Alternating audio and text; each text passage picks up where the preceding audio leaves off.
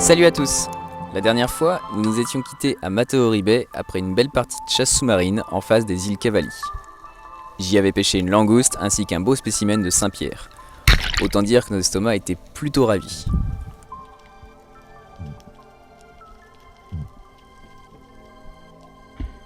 Après notre sortie, nous avions rencontré Stéphane qui a très gentiment proposé de m'envoyer quelques-unes de ses images tournées avec son drone. Nous sommes ensuite montés sur cette pointe qui surplombe la baie. En plus d'offrir un magnifique point de vue, nous y découvrons un monument portant l'hélice d'un navire.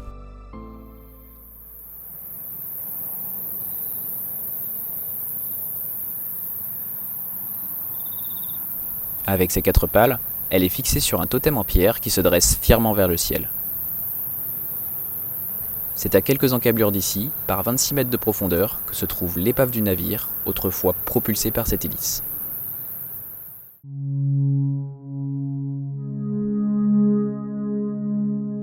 Le Rainbow Warrior, un ancien chalutier reconverti en navire amiral de l'organisation écologiste Greenpeace à la fin des années 70.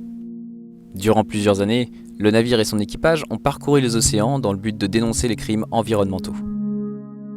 L'une de leurs grandes campagnes était contre les essais nucléaires dans le Pacifique. En 1985, le Rainbow Warrior venait d'évacuer les 320 résidents de l'atoll de Rongelap dans les îles Marshall.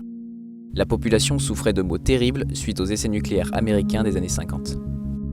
Au mois de juillet, le navire fait escale à Auckland dans le but de préparer sa prochaine mission, protester contre les essais nucléaires français à Mororua, en Polynésie.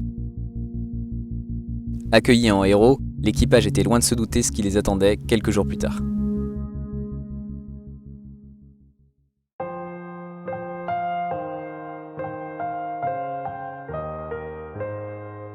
Le 10 juillet, seulement 3 jours après son arrivée au port, le Rainbow Warrior est victime d'un attentat.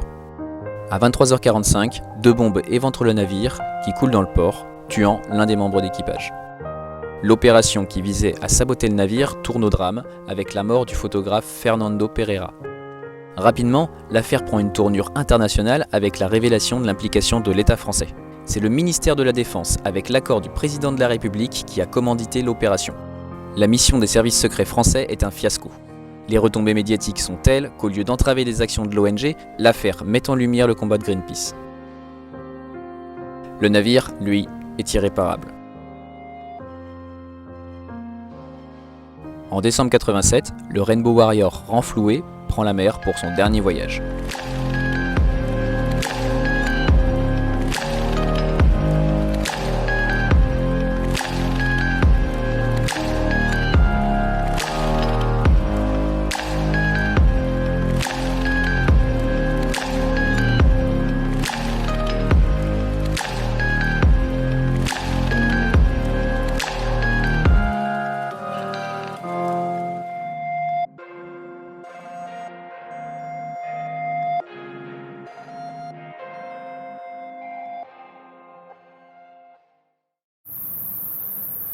Je ne sais pas vous, mais cette histoire nous a donné très envie d'aller voir à quoi ressemble aujourd'hui l'épave du Rainbow Warrior. Après 30 ans passés sous l'eau, on imagine que les tôles du vieux chalutier ont dû être généreusement colonisées par la vie sous-marine. C'est donc décidé, nous embarquons avec le club Paya Dive en direction de l'épave à l'est des îles.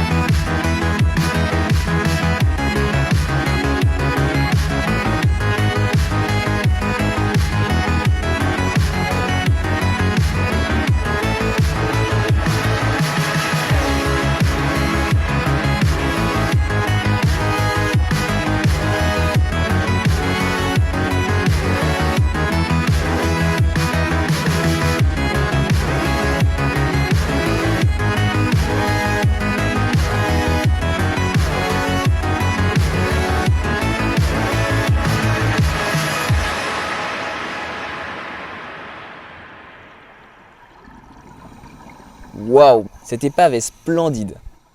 Comme nous l'avions imaginé, l'atoll est très bien colonisé et il y a de la vie dans chaque recoin du navire. Je suis vraiment bluffé par la richesse et la diversité des espèces que l'on rencontre au cours de cette exploration. Le fait d'avoir fait quelques recherches sur le Rainbow Warrior avant notre immersion rend cette plongée encore plus palpitante. Si vous avez l'occasion à votre tour d'explorer des épaves, je vous conseille vivement d'en faire de même. J'évolue actuellement sur le pont tribord du navire. Ici se trouve une étroite porte qui permet l'accès vers les cabines.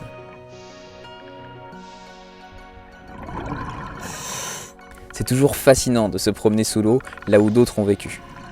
On s'imagine les membres d'équipage prendre l'air et scruter l'horizon le long de cette rambarde, ou encore grimper à cette échelle pour accéder au pont supérieur. Pour ne pas perdre une miette, je filme simultanément avec l'appareil photo et la GoPro. Les deux appareils sont complémentaires. La GoPro, avec son grand angle, permet de belles images d'ambiance, tandis que l'appareil m'accorde des plans plus rapprochés. Plusieurs gros spécimens de snapper ont élu domicile sur le navire. La complexité de la structure métallique leur procure un habitat sécurisé avec de nombreuses cachettes. Étant donné l'état de colonisation des tôles, l'épave est aussi un véritable garde-manger.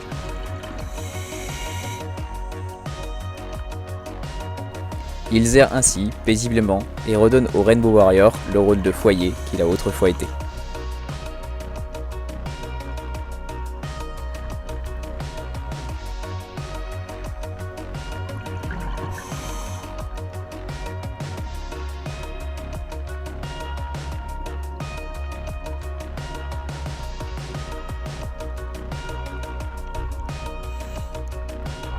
Un large trou sur le flanc tribord de la coque permet d'observer d'autres de ces superbes sparidés.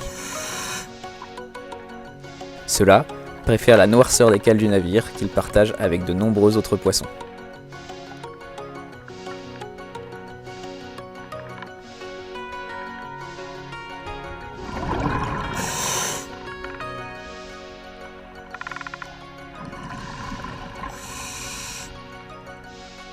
Cette perforation est aussi grande que le trou causé par l'attentat qui, lui, n'est plus visible aujourd'hui.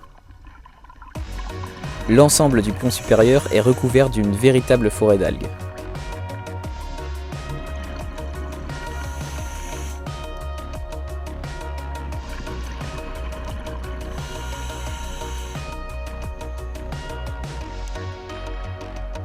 Chaque élément est colonisé. Sous les algues, se sont installés des bouquets de petites anémones bijoux.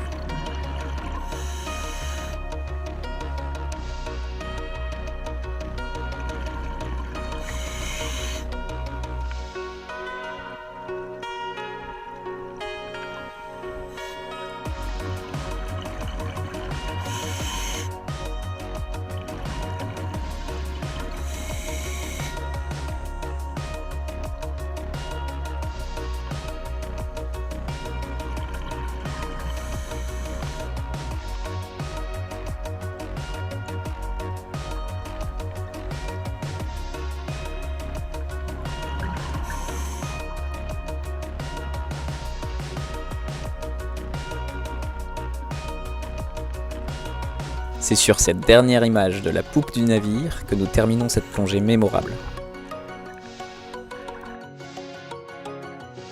En surface, nous retrouvons le semi-rigide du club. Si vous passez dans la région et que vous avez le budget, n'hésitez pas à contacter Paya Dive. Ils sont vraiment aux petits soins pour leurs plongeurs et nous avons passé une journée dans une super ambiance. Après une pause repas, nous échangeons nos bouteilles vides avec des pleines et nous sommes repartis pour une petite immersion sur une zone rocheuse.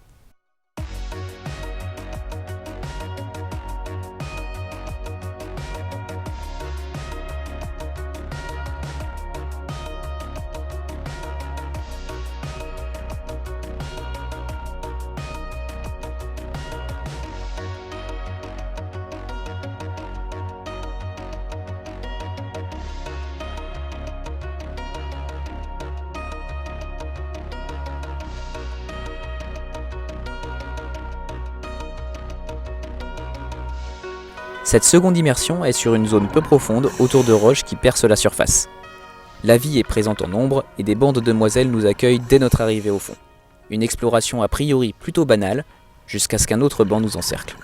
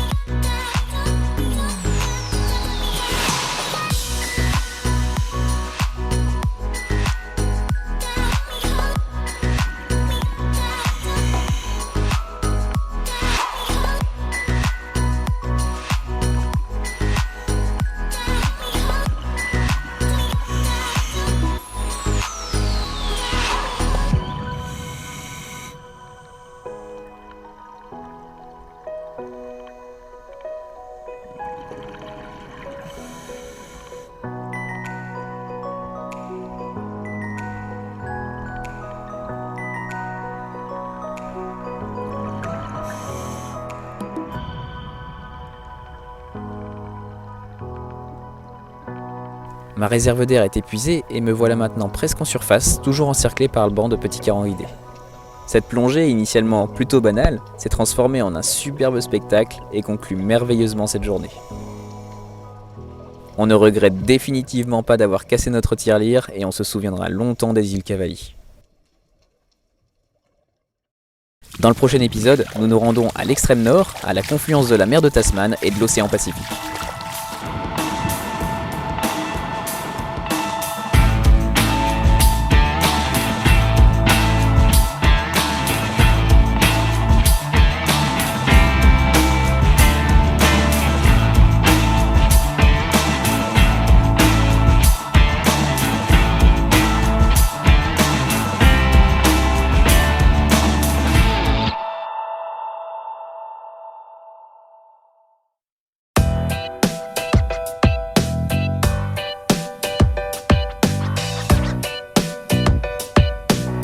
Ah, au fait, si vous avez aimé les roches en drone, je vous invite à passer voir la chaîne de Stéphane. Lui aussi fait le tour de la Nouvelle-Zélande, mais dans les airs.